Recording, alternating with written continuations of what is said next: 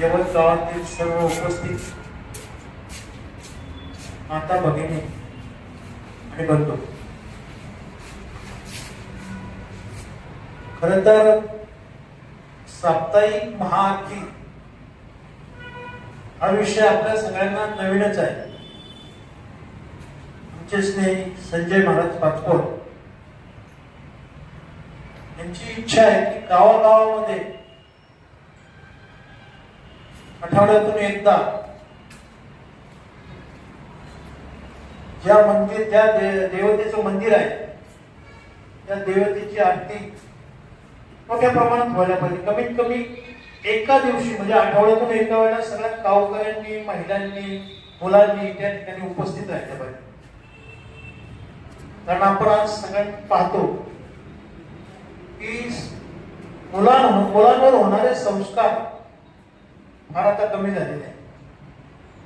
आपल्या वारकरी संप्रदायाची, विचाराची, आचाराची बैठक या महाआरतीच्या निमित्ताने मुलांना मिळत किंवा इतरांनाही मिळत आणि या जाणीवेतून खरं तर महाराजांनी विदर्भामध्ये जवळजवळ 3 ते 4 जिल्ह्यामध्ये 1,500 गावामध्ये अशा साप्ताहिक आरत्या सुरू केल्या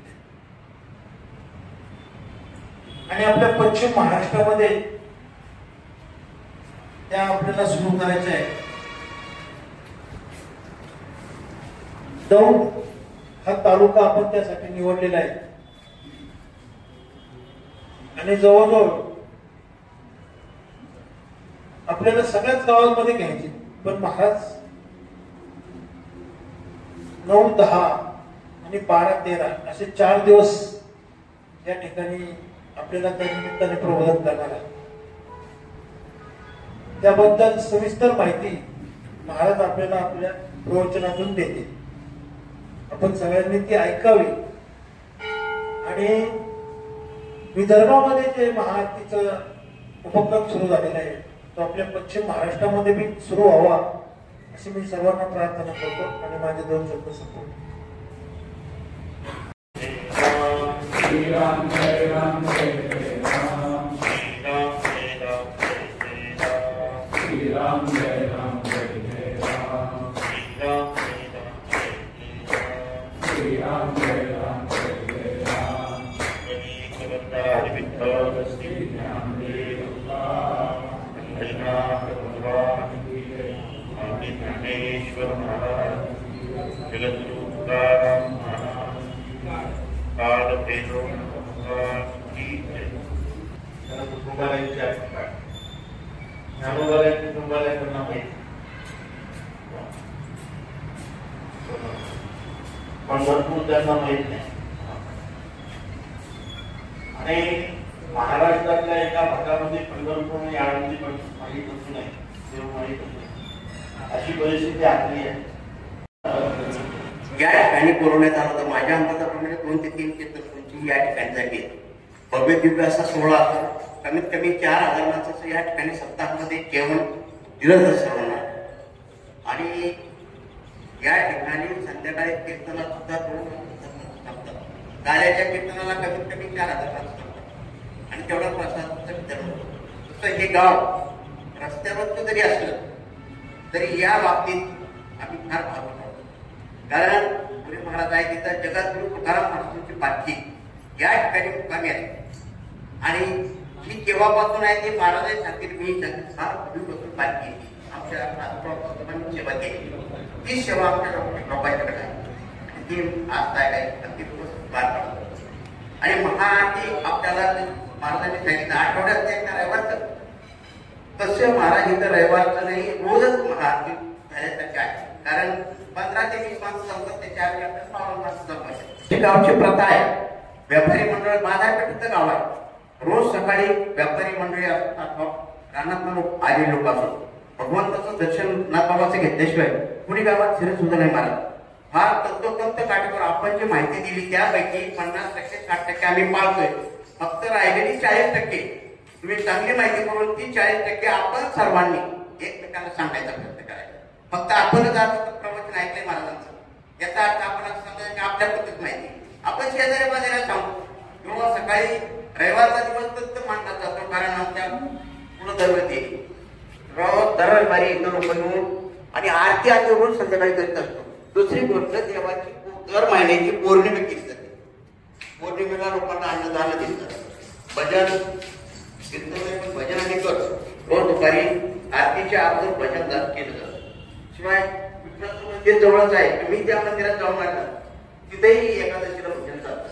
तिथं फक्त एक पीठ पाच तुम्ही सांगतो तेवढे आपल्याला करायचे. संध्याकाळचं एक 5-4 कुठं जमतात अशासाठी आणि माठासाठी. तर ती जरा संख्या वाढवायची. पहिली जास्त होती, पण मग ते मागणी जातात थोडीशी आधार झाले म्हणून त्यांनी जरा त्यांचे सवडी त्यांच्याबरोबर आधार झाले. काय करायचे, पहिली 40 रुपये यायची, पण दादा तेवढं लक्ष घाला. कमीत कमी 20-25 माणसं आपल्याला तिथं उपस्थित राहील पाहिजे. आणि दर एखाद्या आम्ही कीर्तन करतो, तसे धार्मिक सण या गावामध्ये चांगल्या प्रकारचे सर्व साजरे केले जातात. तुम्ही जी आम्हाला माहिती पुरवली, विशेष म्हणजे महाराजांनी कीर्तन इथे केले, बाबांच्या तिथं रवान केले. मी स्वतः महाराजांच्या कार्यक्रमावर उपस्थित आहे आणि अतिशय विदर्भ रत्न असं नावात देतो हे रत्न आज आपल्याला यवतमध्ये मार्गदर्शन करण्यासाठी या ठिकाणी उपस्थित झाले. त्याबद्दल समस्त ग्रामस्थांच्या वतीने मी प्रथमतः नतमस्तक होऊन आभार मानतो. कारण अशी माहिती अशा ज्येष्ठ माणसाकडून आपल्याला मिळाली. सर्वांनी एक केली हा यांचा दिलेला मुद्रा आपण पाळू आणि तुम्ही सांगितलेल्या सूचना सर्व अंमलात आणून अशी तुम्हाला वाहिनी. महाराज, यवतकर हे पालखी सोहळ्याबद्दल अतिशय जागृत आहे. म्हणजे मला आठवतं 2015 साली निर्मलवाडी ज्या वेळेला सुरू झाली त्यावेळेला याच ठिकाणी आपली पहिली बैठक झाली होती आणि अतिशय उत्कृष्ट यंत्रणा या ठिकाणी उभी राहिली होती. त्यामुळं यवतकरांना हा जो संकल्प आहे महाआरतीचा तो निश्चितच मोठ्या प्रमाणात ते राबवतील अशी मला खात्री आहे. आणि आरोग्य लाभ आहे त्यांच्याबरोबर त्यांची पालखी आपली दर मुक्कामी थांबली. त्या पालखी संस्थांचे मोठे महाराज सुद्धा या ठिकाणी उपस्थित आहेत. त्यांचा सुद्धा यांच्यानंतर सत्कार करण्यात येत आहे.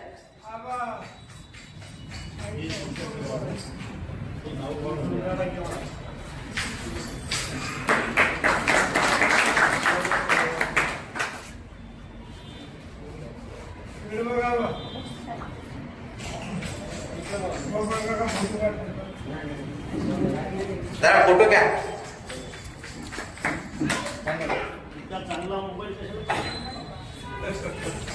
तसेच देवस्थान कमिटीचे अध्यक्ष सतीशराव यांनी मोरे सत्कार करावा अशी त्यांना विनंती करू.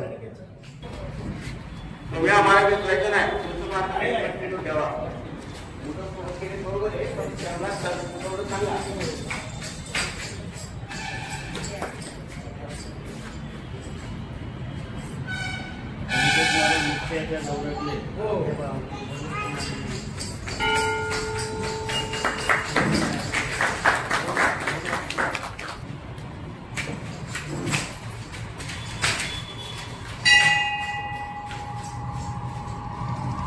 आपण सर्वांनी एक सत्तानिमित्त हा कार्यक्रम नियोजन केलं.